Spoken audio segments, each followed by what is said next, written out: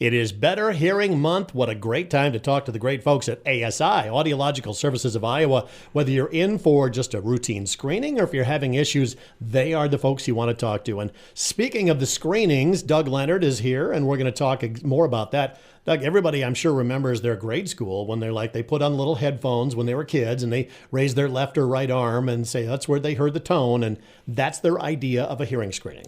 It is, and people, if they've had that done in elementary school or maybe gone to one of these free hearing test places or whatever, that's kind of the rudimentary, basic, very basic stuff. And pure tone testing, so measuring the sensitivity of our ears for different pitches, is something that we still do. But, I like to think about it as really a full communication assessment.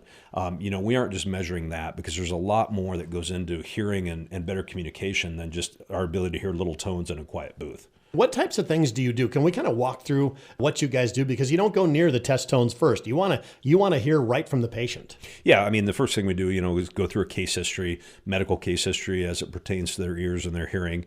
And then we really want to find out what drove them in. What was their pain point or what are they really struggling with? Because everybody has different triggers that make them come in for a hearing evaluation. We want to make sure that we understand what brought them in.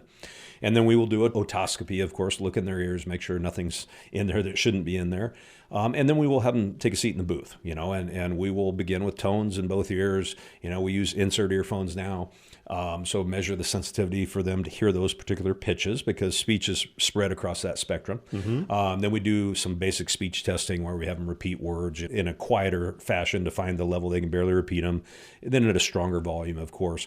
But one thing that I really like to do as well is a speech and noise test. And that's a more sophisticated test to see how people can discern their ability to hear speech when there's extra noise. Everybody's biggest complaint, yours probably and mine as well, is when I'm in a noisy environment, I struggle to hear. Absolutely. So this is a test that lets people know how they can do in that. And then one other thing that we've added in the last several months is a cognitive view screening.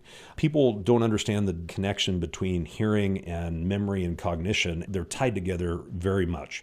And so if people are able to, we like to do a screening for cognitive function as well. This really is what you call a full communication assessment, and it's so much better to pinpoint where the problems are and to help that patient. Our ability to hear tones in a quiet booth, it's important for us to know what that is, but to really dive deeper into, where a patient may really do well, where they may struggle, to give them realistic expectations, and then to make sure if they are looking for a solution for their communication problems that we provide appropriate recommendations for that. I bet you have a lot of patients going, wow, I had no idea this was all involved. I constantly hear that they've never had a hearing test before like that. And, and that's something that should be done for every patient. Absolutely. And that's what you'd love to see doing a Better Hearing Month. You always had that phrase, test your ears at 50 years. It's a great reminder when you get to that age, it's time to start paying attention to your hearing. So what's the number here at ASI, Doug?